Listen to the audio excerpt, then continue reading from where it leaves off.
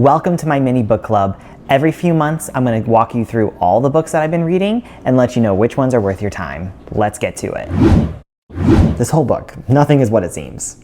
Let's talk about Final Orchard. I'm going to keep this review spoiler free, so no spoilers, but you're going to want to read this. I love a good sci-fi thriller. That's what this is. But it's also different. The Final Orchard throws you into this world where technology and biology collide, intersect, and mess everything up. This book follows two different characters whose storylines we jump back and forth to, every other chapter. And the doctor, main character, is on the edge of a breakthrough. Something tragic happens in her life, and now she's thrown into something that's really dark. And then there's Ever. She is in this underworld colony, and nothing is what it seems. This whole book, nothing is what it seems. You're gonna get through this book really quickly because it is a page turner, especially those last 100 pages. My heart was racing. The characters feel real, and as I'm flipping through these pages at the end, I'm like, who is going to make it out? I couldn't put it down. You're gonna come across themes like friendship, power, love, and survival. It definitely has those Black Mirror vibes. So if you're into that show, this is gonna be a book for you. Here's the thing, this book is new. It literally just came out a few months ago. If you wanna be a part of the conversation now, before it blows up, you're gonna wanna be that person that said, I read that before the TV show. Have you read Final Orchard? Are you adding it to your reading list? Have you heard about it yet? Am I the first one to let you know about it? Let me know, because I need someone to talk to about this book. Not every sequel is worth reading. Just like not every movie needs a sequel. But this might be better than the original. I'm a huge fan of the Red Rising series, and if you've read the first 3 books, you know this world is ruthless, the stakes are high, and Pierce Brown does not hold back. And Iron Gold, it takes everything you knew and what you thought, and it flips it upside down. We're now a decade since Morningstar, and instead of peace, there's chaos. A lot of chaos. There's war, there's betrayal, and a bunch of new characters that will completely mess with your emotions. It's not just a continuation, it's an expansion. The world feels bigger, we're going to new places, the characters almost feel deeper. It's emotional, it's intense. I'm going back and forth through this book, and I'm like, wait, what? Who? What? I really enjoyed this read. There's 3 books before this. You have to read those 3 before you get to Iron Gold. It is so worth it. When you're done with Iron Gold, there's 2 more after this. So you're gonna wanna read this so that you can get to the next 2 books. I have no words. I knocked out the last 200 pages of Dark Age last night, and let me tell you, I am shook, for real. For those of you who are Red Rising series fans, this is the 5th book in the Red Rising series, coming off of Iron Gold. This is a blood-soaked, heart-wrenching descent into chaos. I thought Iron Gold unraveled everything. This one? Whoa. So why should you read this book? If you loved the Red Rising series, chances are you jumped into Iron Gold. And when you ended with Iron Gold, you immediately wanted to know what the was going on in the next book. So this is brutal. It's brilliant. And honestly, it's going to rip your heart out in so many different ways. If you know Pierce Brown, you know he just doesn't write a story. He's going to throw you into a war zone from page 1. And we're continuing the multiple character arcs. Love it. The tension is unbearable. One moment you're cheering for Darrow's rebellion. The other, you're just questioning everything.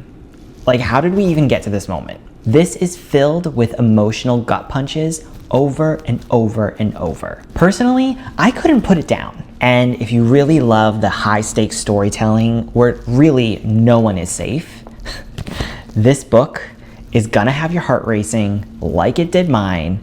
Last night, I felt like I almost had a heart attack. There's another book after this. It's called Lightbringer. It's already out, and you're gonna wanna jump straight into that book based off of the cliffhanger we were given. After Lightbringer, there's a 7th book coming out. You have time, but now is the time to get back into the Red Rising series, to continue on, because there's no time like the present. 1, where are my Red Rising series fans? 2, did you read Dark Age? Did it wreck you like it did me? Drop a comment below with your thoughts. If you haven't read it yet, what are you waiting for? What did I get myself into? Now, I know I'm late to the party on Fourth Wing. I am completely aware of that. My mom read this, and she read the next one, Iron Flame. And so she gave me this book for Christmas. After I read it, I gave it to my sister, which is why I'm using an iPad. and when my mom gave me the book, she's like, here, it's you'll love it. It's about dragons. Dragons? There's a lot more than just dragons in this book. This is a book that I loved. I binged this book. It did not take me long to get through. It's a pretty thick book, but it did not take me long to get through. And now I'm hooked. Now I want Iron Flame. I need to go on to the next story, because where we ended, I did not see that end coming. Some of the references to the other things they were talking about, I totally called it. If you read the book, you know what I'm talking about. Try not to spoil it. If you like the Red Rising series, you might like the Fourth Wing series. I found it to be a really easy read. There's definitely adult themes, so although it's probably a YA novel, there's adult themes in here. But if you like sci-fi, if you like, dragons and kind of that, I don't want to say Game of Thrones, but sort of Game of Thrones like, you're gonna like this book. My sister loved it, and she's a hard critic when it comes to books. So if she liked it, you might like it too. Now there's a 3rd book out, Onyx Storm. My mom gave me Fourth Wing. I gave Fourth Wing to my sister. I was at Target, and I picked up the Target exclusive Onyx Storm. I gave that to my mom because she's 2 books in already. But now I'm waiting for the Iron Flame paperback. Where are you? Are you reading Fourth Wing? Are you already on Onyx Storm? Let me know in the comments. I know I'm behind. I need to get to book 2. That's next on my list. But I'd love to know your general thoughts of this series and how it's going. It's not about predicting your future. It's about taking charge of it. Most people check their horoscopes like a weather report. What have I told you that's like the least helpful part in astrology? Your weekly horoscope is barely scratching the surface. You Were Born for This by Chani Nicholas takes astrology from this fun party trick to an understanding of yourself in ways you've never imagined. This isn't just another astrology book, let's be clear. It's really a toolkit for self-discovery. Chani breaks down your birth chart, which you can get for free, and she tells you about 3 powerful keys. Your sun, or your life's purpose, your moon, which are your emotional needs, and your ascendant, which is your motivation for life. And what I love is how easy she makes it to understand and how she breaks everything down. As a September Virgo, I want to get into all the details. There's no confusing jargon, there's no complicated math, just clear, thoughtful guidance that actually makes sense. But here's the real magic. This book just doesn't tell you about yourself. It shows you. There's journal prompts, affirmations. It pushes you to reflect, to embrace your strength, and to really rewrite old stories you've been talking about yourself. But seriously, it's like Chani is sitting right across from you, helping you and guiding you along the way. We're in a time where self-awareness is power. Whether you're looking for clarity, you're healing, or you're just trying to make sense of the chaos around you, this book gives you the tools to navigate it. And trust me, once you start diving into your chart, you're gonna wonder how you've ever lived without this knowledge. Does astrology click for you? Did you ever have that aha moment? Let me know in the comments. Drop your sun, drop your moon, drop your ascendant.